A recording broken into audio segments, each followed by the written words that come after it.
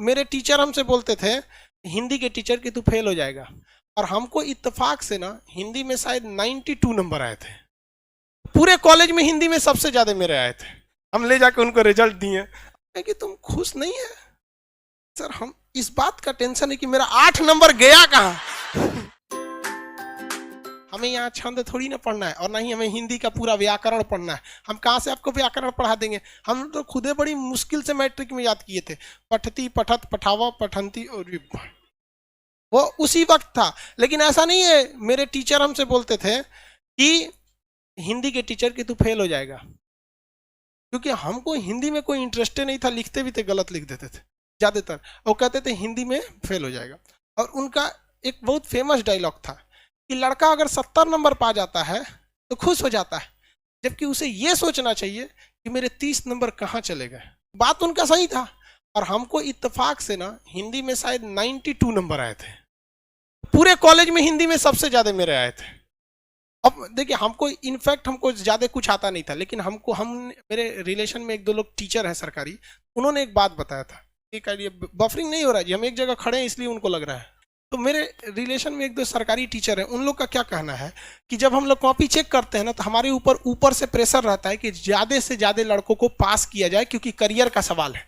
तो शुरुआत में जब हम लोग कॉपी जांच करते हैं ना, तो उस वक्त जितना आंसर लिखा रहता है उसमें हम नंबर नहीं काटते हैं, जब तक कि उसको 30-35 नंबर नहीं मिल जाता है। और 30-35 नंबर मिलने के बाद तब आदमी कहता है कि दही ससुर आप तो पास हो ही गया है। तो हमने क्या किया होशियारी, कि जो नंबर कटने वाले चीज थे पहले लिख दिए, जिसमें नंबर कट सकता था। निबंध में नंबर कटता है, 10 नंबर का रहता है, सोचा कुछ गांधी जी के जीवनी ले आएगा ना।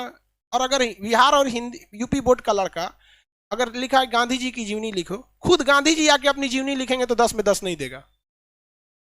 ये मेंटेलिटी है उनकी। सीबीएसई वाला दे देता है। सीबीएसई वाला क्या कर देते थे? तो हम क्या किए ना, ये सब नंबर वाला पहले लिख दिया, तो काफी अच्छा नंबर आ गया। जो श्लोक थे, दोहा था, मुहावरा था, इस सब में नंबर ही नहीं कटता है, तो खड़े खड़े मिलता है। तो 92 नंबर आया। हम सबसे पहले वही सर को खोज रहे थे, हिंदी वाला सर को। फेल हो जाएगा तुम यहाँ पे। हम ले जाके उनको रिजल्ट दिए, और उनको तो पहले से पता था कि हिंदी में सबसे ज्यादा इसी का आया है। हम कहेंगे सर ये रिजल्ट, तो हम उदास थे एकदम चुपचाप। कहेंगे तुम खुश नहीं है सर, हम इस बात का टेंशन है कि मेरा 8 नंबर गया कहाँ। कह रहे मजाक बना रहा है मेरा तू। हम कहे नहीं सर, आप ही ने तो सिखाया है।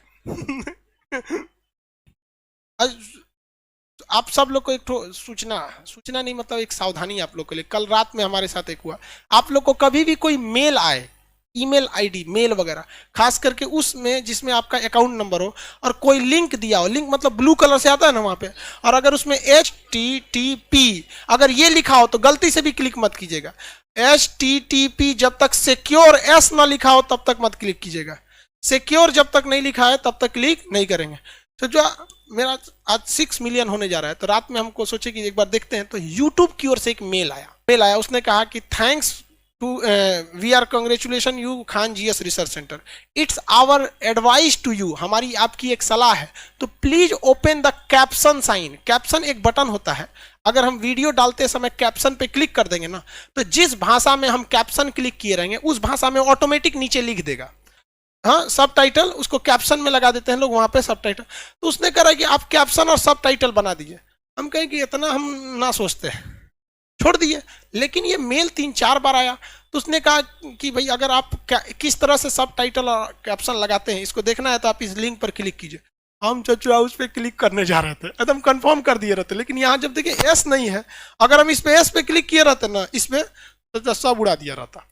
इसलिए आप सब लोग को कहते हैं भाई, अभी ये कल की बात है इसलिए अब आपको हिस्ट्री के क्लास में बता दिए, लेकिन इसका ध्यान रखिएगा आप लोग, जिसमें आपके पिताजी का, माताजी का बैंक अकाउंट वगैरह, उस सब से ये सब मत टच कीजिएगा, सजा उड़ा देगा सब। यहाँ आप किसी के लिए जान दे दीजिए, ये मानव की टेंडेंसी है, इसमें आप उदास नहीं होइएगा, बल्कि इसे समझ के अपनी जिंदगी को उसी हिसाब से ढाल दीजिएगा। किसी के लिए एहसान करने जा रहे हैं तो याद रखिएगा ये 2 से 3 दिन में भूल जाएगा। और अगर किसी को आपने डांट दिया भी ना, तो एक बात याद रखिएगा कि ये साला जिंदगी भर नहीं भूलेगा। समझ गया कि नहीं? लड़की सब तो अगले जन्म तक याद रखेंगे। सर तुम मेरे पापा हो ना, पिछले जन्म में डांटे थे, मैगी नहीं खाने दिए थे, हम इस जन्म में भी गुस्सा है। तो ये दुनिया का उसूल है, इसलिए आप अपनी जिंदगी को इस हिसाब से ढालिएगा कि किसी से उम्मीद नहीं रखिएगा, क्योंकि दुनिया केवल मतलब से चलती है। समझ में गया? दुनिया गोल है, कोई कहता है चपटा है, भैया दुनिया मतलबी है। यहाँ यार इंसान की मेंटेलिटी ये होती है कि बारिश के बाद छाता बोझ लगने लगता है, 5 मिनट पहले तुमको भीगने से वही बचाया था। क्योंकि ये दस्तूर है दुनिया का कि आपकी निगेटिव चीजों को हमेशा ध्यान दिया जाएगा।